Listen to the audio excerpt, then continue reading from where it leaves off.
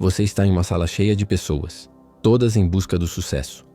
Algumas jogam limpo, trabalham duro e permanecem fiéis aos seus valores. Outras mentem, manipulam e passam por cima de quem for necessário. E, no entanto, são frequentemente os implacáveis que chegam mais alto. Por quê?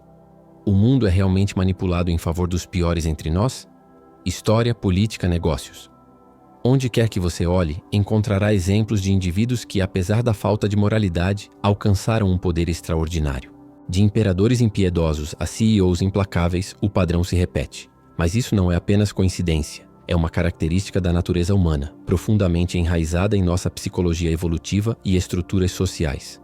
Em um mundo onde os recursos são escassos, a competição é inevitável. Aqueles que hesitam, que buscam a justiça a todo momento, muitas vezes ficam para trás. Enquanto isso, os que estão dispostos a explorar, enganar e dominar ascendem ao topo. Essa dura realidade nos força a confrontar uma pergunta desconfortável. A moralidade é uma fraqueza no jogo do poder? Ainda assim, o paradoxo é este. Enquanto os piores frequentemente triunfam no curto prazo, a história também está cheia de relatos sobre sua queda. A questão não é apenas porque eles sobem, mas se o sucesso deles é sustentável. E mais importante ainda, o que isso significa? Para aqueles de nós que se recusam a abandonar nossos princípios, Nietzsche via o poder como uma força inegável da vida. Algo nem bom nem mal em si mesmo, mas simplesmente uma verdade da existência. Para entender por que os piores têm sucesso, precisamos primeiro compreender a natureza do poder. E para isso, devemos mergulhar em uma das ideias mais controversas de Nietzsche: a moralidade dos senhores versus a moralidade dos escravos. Vamos mais fundo. Imagine dois guerreiros em um campo de batalha. Um é forte, decisivo e destemido. Ele toma o que quer, molda o mundo à sua vontade e não pede permissão. O outro é hesitante, espera validação externa, busca justiça e espera que o mundo recompense sua virtude. Qual dos dois tem mais chances de sobreviver? Qual tem mais chances de governar? Friedrich Nietzsche argumentava que a moralidade não é uma verdade universal, mas uma criação das lutas pelo poder ao longo da história. Ele via dois sistemas morais fundamentais: a moralidade dos senhores e a moralidade dos escravos. E esses não são apenas conceitos abstratos. Eles explicam por que indivíduos implacáveis frequentemente ascendem, enquanto os que priorizam a bondade e a justiça lutam. A moralidade dos senhores é a moralidade dos fortes, dos governantes, dos conquistadores. Baseia-se em valores como força, coragem, ambição e poder. Para os senhores, o que é bom é aquilo que aumenta sua capacidade de dominar, criar e impor sua vontade ao mundo. Eles não buscam aprovação, definem seu próprio valor, assumem a responsabilidade por seu destino e não veem a fraqueza como algo a ser protegido, mas como algo a ser superado. Já a moralidade dos escravos é a moralidade dos oprimidos, dos impotentes, daqueles que não conseguem impor sua vontade diretamente. Em vez de celebrar a força, ela glorifica a humildade, a obediência e o autossacrifício. Ensina que o sofrimento é nobre e que o poder é inerentemente mau. Nietzsche via isso como um sistema moral criado por aqueles que não tinham a capacidade de dominar, uma adaptação psicológica que lhes permitia sobreviver em um mundo controlado pelos fortes. Mas aqui está na verdade desconfortável. A moralidade dos escravos não impede a ascensão dos implacáveis, ela a permite. Ao condenar a ambição e envergonhar a busca pelo poder, ela entrega o poder àqueles que não se importam com a moralidade. Enquanto os de coração nobre hesitam, aqueles que abraçam a moralidade dos senhores tomam o controle. E em um mundo onde hesitar é ser derrotado, os resultados são inevitáveis. Então, o que isso significa para nós? Devemos abandonar completamente a moralidade e adotar o caminho implacável? Ou existe outra maneira de reconciliar força e virtude? Para responder, devemos olhar mais profundamente para a psicologia daqueles que se recusam a ser vítimas das circunstâncias. Imagine um vasto deserto selvagem. Nesse mundo, a sobrevivência não depende da justiça ou da bondade. Depende da força, da adaptabilidade e da disposição para fazer o que for necessário. O leão não pede permissão para caçar. A tempestade não se desculpa por sua destruição. A natureza não recompensa a moralidade. Ela recompensa quem consegue suportar, quem consegue dominar. A sociedade humana não é diferente. Sob nossas leis e contratos sociais, a batalha primal pela sobrevivência ainda acontece.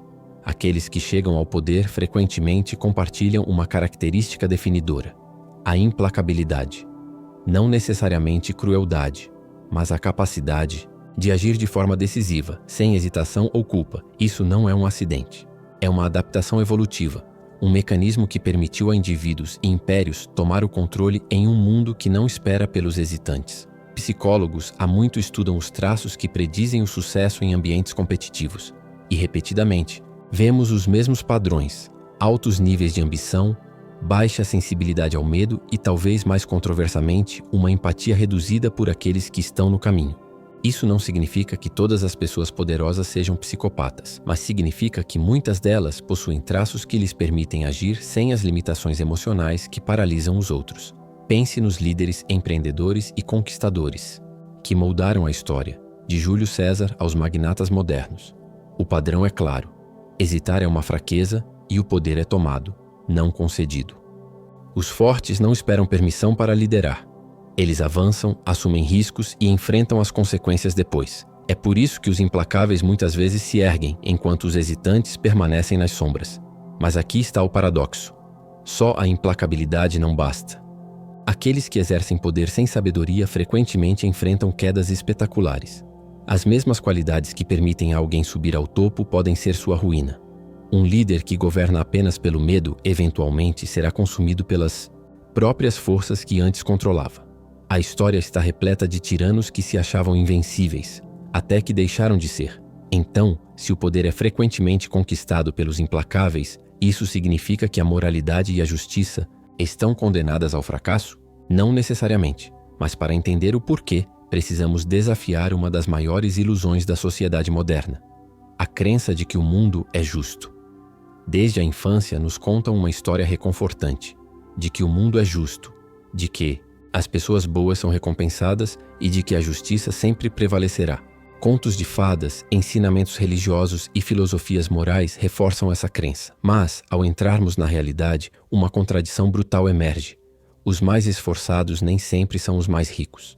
Os mais honestos nem sempre lideram. Os corações mais bondosos frequentemente são os mais quebrados. Essa desconexão não é uma falha do sistema. É o sistema. A ideia de justiça é, em muitos aspectos, uma construção social, uma narrativa criada para manter a ordem e não para refletir a realidade. É uma ilusão reconfortante, mas ainda assim, uma ilusão. Poder e sucesso não são distribuídos com base apenas no mérito. Eles são tomados, disputados e frequentemente acumulados por aqueles que compreendem melhor o jogo. Pesquisas psicológicas revelaram um fenômeno chamado falácia do mundo justo. A tendência de acreditar que a vida é inerentemente justa, que as pessoas recebem o que merecem.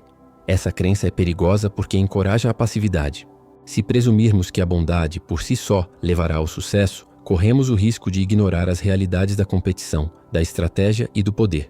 E, enquanto esperamos por justiça, aqueles que não compartilham nossas ilusões já estão avançando. Mas, isso significa que a moralidade é inútil? Devemos abandonar todos os princípios na busca pelo poder? Nem tanto. A chave é entender o jogo, sem se tornar escravo dele. Aqueles que mais sofrem são, frequentemente, os que acreditam que apenas ser bonzinho será suficiente. Aqueles que aprendem a equilibrar integridade com pensamento estratégico, que unem gentileza à força, são os que reescrevem as regras do jogo. A verdade é simples: justiça não é algo que se espera, é algo que se constrói. E isso exige poder. Nietzsche via essa luta como parte essencial da existência humana. Sua resposta não foi se render à ilusão de justiça, nem mergulhar em uma crueldade cega. Em vez disso, ele apontou para algo mais elevado, uma forma de transcender tanto a fraqueza quanto a brutalidade. Para entender isso, precisamos explorar uma de suas ideias mais revolucionárias, o Übermensch, o além do homem, um indivíduo que vai além da moralidade imposta, além das ilusões e das limitações. Imagine-se na beira de um abismo. Atrás de você, o mundo como ele é, injusto, limitador, carregado pelo peso sufocante das convenções. À sua frente, o desconhecido, um caminho que só os ousados têm coragem de trilhar. A maioria hesita, acorrentada pelo medo, mas alguns saltam. Esses são os Übermenschen, os que se erguem acima da massa, que forjam seu próprio caminho e redefinem o poder em seus próprios termos. Nietzsche não via o Übermensch como alguém dominador ou brutal. Para ele, era sobre superação. Um ser que não aceita ser vítima das circunstâncias, que questiona as morais herdadas e molda o próprio destino com autenticidade. No centro dessa visão está a vontade de potência, não a sede de controlar os outros, mas o impulso de dominar a si mesmo. Enquanto os fracos são paralisados pelo medo, o Übermensch segue em frente, livre das ilusões sociais. Mas atenção, ele não é cruel por crueldade. Diferente dos tiranos inseguros que buscam validação, o verdadeiro poder do Übermensch vem de dentro. Ele não precisa manipular ou oprimir. Seu poder é autogerado, não depende de aprovação externa. É por isso que os piores podem até alcançar o poder, mas jamais o transcendem. Eles jogam um jogo finito, baseado em manipulação e força. O Übermensch, por outro lado, joga o jogo infinito, constrói algo maior que si mesmo. Ele é um criador, não apenas um tomador. Então, como seguir esse caminho? Como competir em um mundo que recompensa os impiedosos sem se tornar um deles? A resposta está em compreender o poder não como uma arma, mas como uma ferramenta. Você está num jogo de alto risco, onde as regras são criadas por quem joga para vencer a qualquer custo. Se você hesita, se acredita que a justiça irá te proteger, você perde. Muitos vivem isso todos os dias, no trabalho, na política, na vida. Os impiedosos sabem disso. Eles tomam o que querem. Mas isso significa que você precisa ser como eles para sobreviver? Não. O erro está em pensar que só há duas opções: ser cruel ou ser uma vítima. Existe um terceiro caminho, aquele que une estratégia e integridade. Nietzsche não defendia dominação cega, mas a transcendência da fraqueza com autenticidade. O segredo é entender o poder sem ser escravizado por ele. Uma das maiores fraquezas humanas é acreditar que a vida deveria ser justa. Ela não é. Nunca foi. Os mais fortes aceitam isso cedo. Eles não perdem tempo se queixando. Eles estudam o jogo, aprendem as regras e as usam a seu favor. Isso não exige abandonar a ética. Exige entender que o poder é neutro. E quem o entende, o domina. Muitos fracassam porque acreditam que apenas bondade basta. Mas poder raramente é dado. Ele é conquistado. Isso não significa se tornar cruel. Significa entender como pensam aqueles que podem tentar te explorar. Empatia estratégica é ler as pessoas profundamente, entender seus motivos e antecipar seus movimentos. É navegar pela mentira sem se tornar mentiroso. A maioria é controlada pelo medo, do fracasso, da rejeição, da solidão. O Übermensch desenvolve poder interno, enfrenta o desconforto, assume riscos e cria seu próprio caminho, mesmo diante da oposição. Os verdadeiros bem-sucedidos não pedem permissão. Eles criam oportunidades onde antes não havia nenhuma. Existe uma diferença entre crueldade desgovernada e firmeza controlada. A primeira destrói por impulso. A segunda é a coragem de fazer escolhas difíceis quando necessário. Às vezes, poder é dizer não, cortar relações tóxicas, tomar decisões impopulares ou encarar verdades duras. Isso não é crueldade.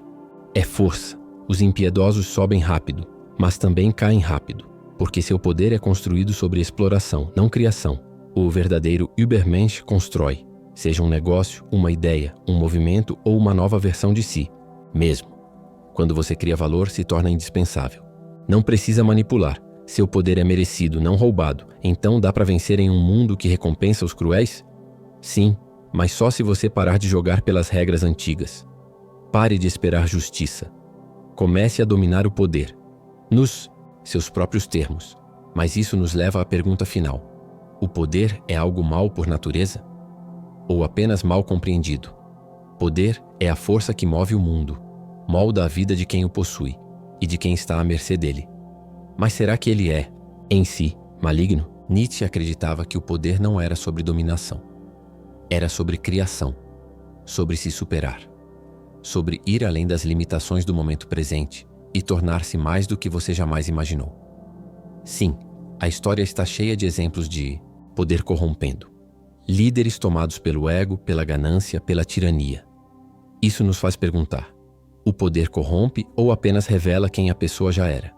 Para Nietzsche, o poder genuíno não é sobre pisar nos outros.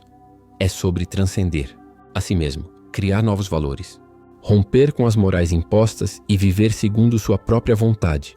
Talvez então o problema não seja o poder, mas o medo que a sociedade tem dele. Numa cultura que exalta a virtude da humildade, quem busca poder é visto como ameaça.